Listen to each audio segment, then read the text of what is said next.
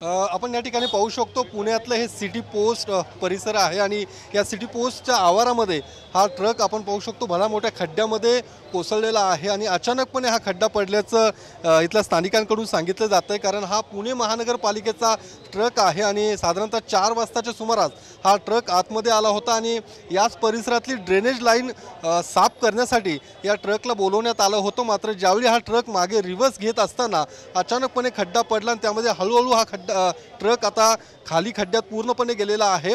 सुदैवाने या ट्रकचा जो चालक आहे तो या खिडकीतनं बाहेर उडी मारून पडलेला आहे, त्याला कुठलीही जखमी तो झालेला नाहीये। मात्र या ठिकाणी आता अग्निशमन दलाचे जवान पोहोचलेले आहेत आणि हा ट्रक दोरखंडाच्या सहाय्याने वरती काढण्याचा प्रयत्न केला जातोय। मात्र तो ट्रक भला मोठा असल्यामुळे खड्डा साधारणतः 30 ते 40 फूट खोल असल्याचं सुद्धा अग्निशमन दलाच्या जवानांकडून सांगितलं जातंय। मात्र जेसीबी आता आणले गेलेले आहेत आणि या जेसीबीच्या सहाय्याने ट्रक वरती काढला जाणार आहे। मात्र अचानकपणे हा खड्डा नेमका पडला कसा हा एक प्रश्न निर्माण होतो, कारण या पद्धतीचा असा खड्डा कुठेही शहरात पडलेला नाहीये आणि अग्निशमन दलाचे जवान नेमकं काय सांगतात आपण विचार काय नेमकं तुमचं म्हणणं आहे या ठिकाणी अशा पद्धती अचानक खड्डा पडलेला आहे आणि पुणे शहर प्रधान डाकघर के कंपाउंड के अंदर यहाँ पर एक महिला साफ करने की व्हीकल आई थी तो टर्न मारते हुए अंदर घुस गई, 20 फुट अंदर गईली है। उसके नीचे 2 टू व्हीलर की गईले है।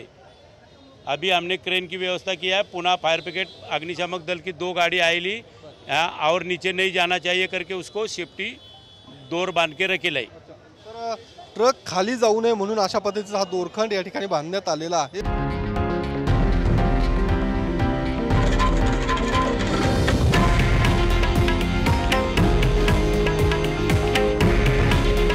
हे आहे देशातील नंबर 1 न्यूज नेटवर्क आणि आपण पाहत आहात TV9 मराठी। काळजी तुमची, हित महाराष्ट्राचं।